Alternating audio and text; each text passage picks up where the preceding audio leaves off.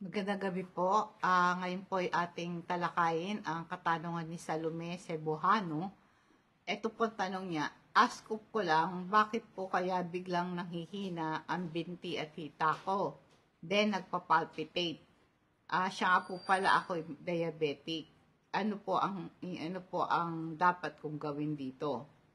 Ang pagkakaroon ng diabetes sa lume ay maaring dudulot ito ng komplikasyon na ang mga kalamnan at daluyan ng dugo sa katawan ay may sintomas ng panghihina ng binti at hita.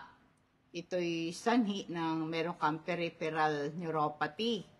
Ito isang condition kung saan apektado yung nervyos na nagdudulot ng sensation sa paa mo at binti. Ito'y maaring resulta nito ng pagkakaroon ng panghihina, pamamanhid, at pagsasakit ng kalamnan. Kaya ngayon, ang poor circulation din, ang reason din po nito, yung poor circulation, ay maaring nakasira sa daluyan ng dugo. At ito pong resulta ng pagkapagod at panghihina ng kalamnan. Mahalaga na kumonsulta ka sa iyong doktor para ma-evaluate ang iyong condition at magre-recommenda siya ng mga pagsusuri tulad ng blood test, mga nerve conduction, at saka para matukoy ang sintomas mo. Bukod dito, mahalaga na makontrol ang blood sugar level mo at pagsunod sa diabetes management plan na sasabihin sa iyo ng doktor mo. Kaya ang susi para makontrol ang panghihina ng binti at hita mo ay yung bantayan mo ang pagtaas ng iyong blood sugar. Ang prutas at gulay, mababa sa kaloriyan, mayaman sa nutrients dahil sa fiber content niya.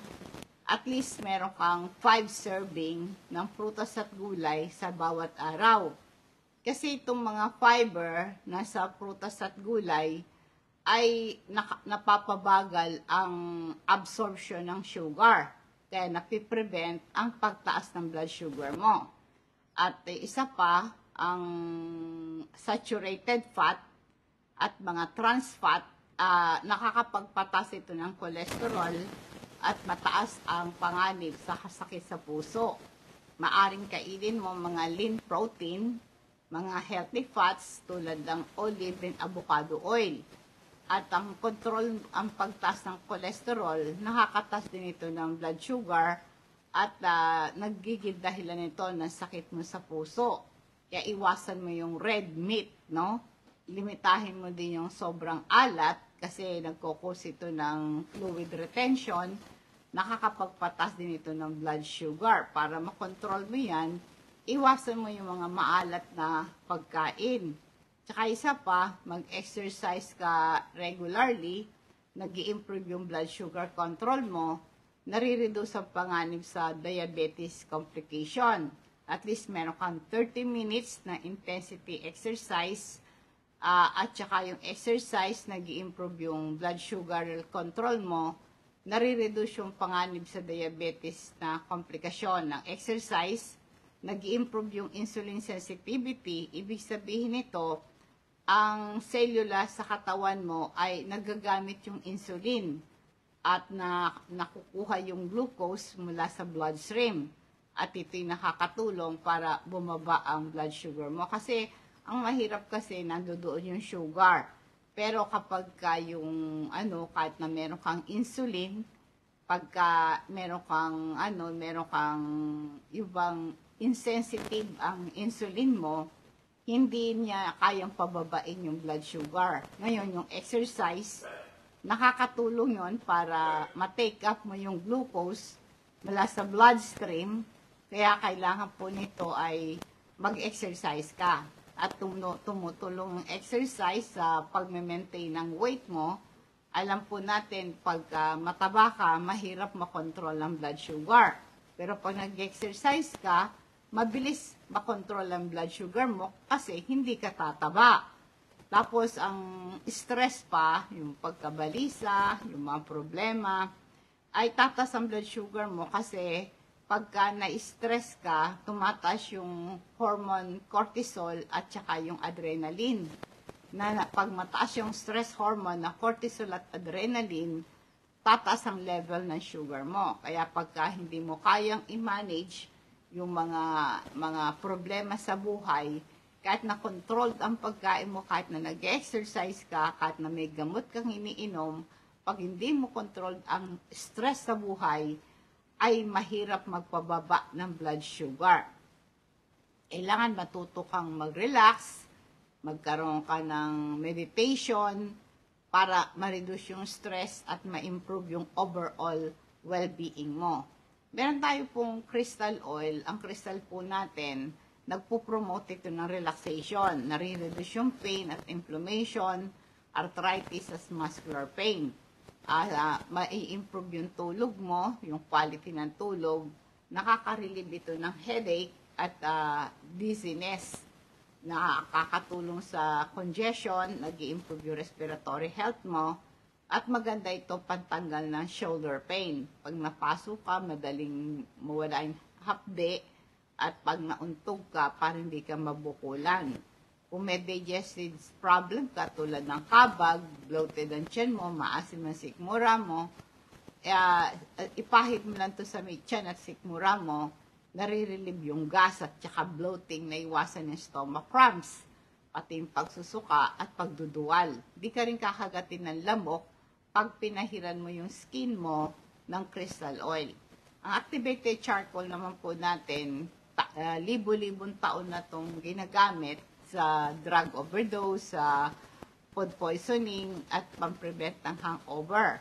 At ito pong activated charcoal, nare-relieve yung bloating and gas, nag-absorb ito ng gas at toxin sa bituka.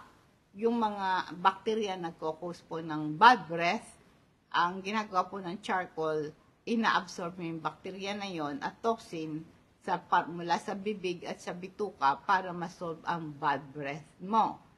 Alam niyo po ba yung mga supplement na pang-control ng blood sugar mo, kasama na po doon po yung mga tulad po ng vitamin C, yung ating Super B complex. Mamaya po ay ating pong bigyan ng pansin yan, Ngayon, para ma-manage mo yung diabetes mo, kailangan huwag kang magpupuyat. Dapat well-rested ka. Madali mong ma-regulate ang blood sugar mo kapag nakapagpapahinga ka. Iwasan mo yung bisyo na paninigarilyo. Mahirap makontrol ang sugar mo pag naninigarilyo ka. At ang pag-inom ng alak, alcoholic beverages, nakakapagpataas po ito ng sugar. Mahirap makontrol ang diabetes mo pag umiinom pa ng alak. I-monitor mo lagi ang blood sugar level mo. Kailangan ma-identify mo yung mga pagkain na nakapagpapataas sa'yo ng blood sugar. Importante na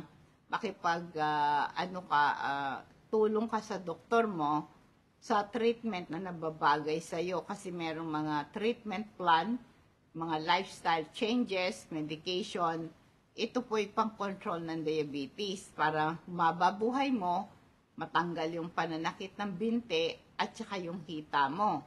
Nasabi ko po kanina, yung vitamin C at Super B complex, tumutulong yan sa pag-control ng blood sugar level. At ganoon din po yung calcium, magnesium with zinc and vitamin D, ay tumutulong ito sa metabolism, energy production, and cell function.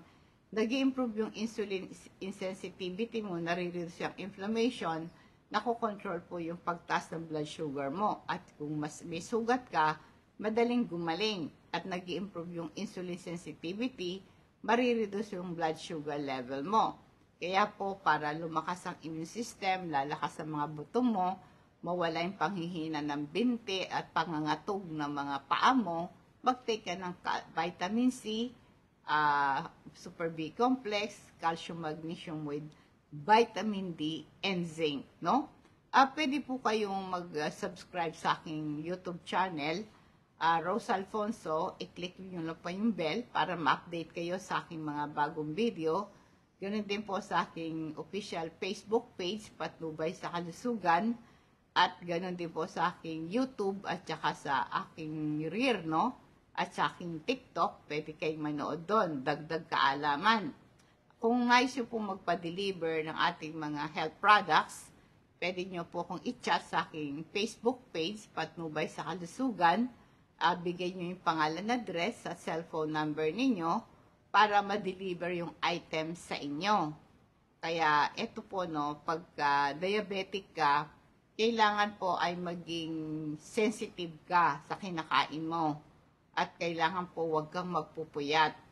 Ang mga gulay katulad po ng ampalaya, magkakain ka ng ampalaya, yung pwede itong yung dahon niya, yung bunga, ito po ay gumawa ka ng salad, no? Ito'y nakakababa ng blood sugar. Merong mga serpentina na tinatawag, mga halamang gamot na usong-uso ngayon na para pero ang pinakasimple po talagang paraan para bumaba ang blood sugar po ninyo, exercise.